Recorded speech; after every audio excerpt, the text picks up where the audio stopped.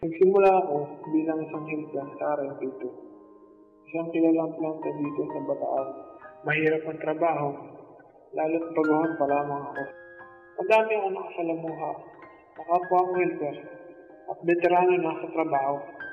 Tulad nila, nakala ko na ganoon, trabaho na ako tatanda.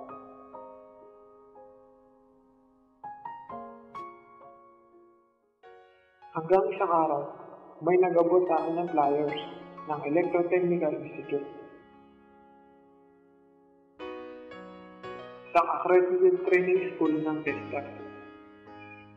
Sinabi ko ito sa aking mga magulang at di naman ako nabigo dahil sinuporta nila ako sa aking pag-aaral.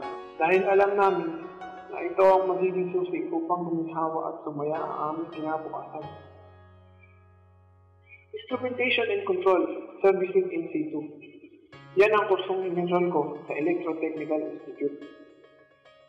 Ang masigasig na pagtuturo ng aming teacher sa intensive hands-on training ng modernong facilities ng training center at sa patnubay ng suporta ng Electrotechnical Institute. Sa bawat araw na lumipas, mas naging maliwanag ng aming pangarap.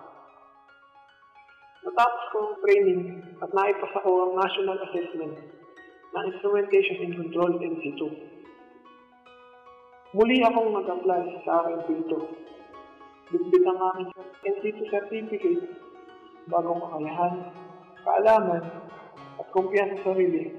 Natanggap ako, ngunit hindi bilang isang helper. Sa pagkakataong ito, ako ay ganap ng instrument technician.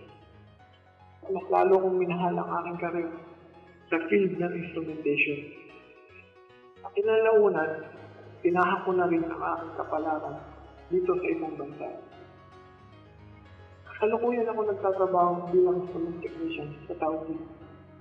Marami ang nagulat at humanga sa akin. Dahil sa edad na 22, nandito na ako, maayos ang aking nakuhang posisyon. Ako po'y lubos na nagpapasalamat una sa Panginoon Diyos. At sa TESDA, ako po'y lubos na nagpapasalamat kay Secretary Joel Villanueva sa patuloy niyo pong pagpapalawig ng Skills Development Training School dyan sa ating bansa. Isa po itong napakalaking tulong sa aming mga kabataan upang marating ang aming pangarap at sumaya ang aming buhay. Ako si Genesis Pula. Sa TESDA, sumaya ang buhay ko. Buhay niyo, sasaya rin sa TESDA.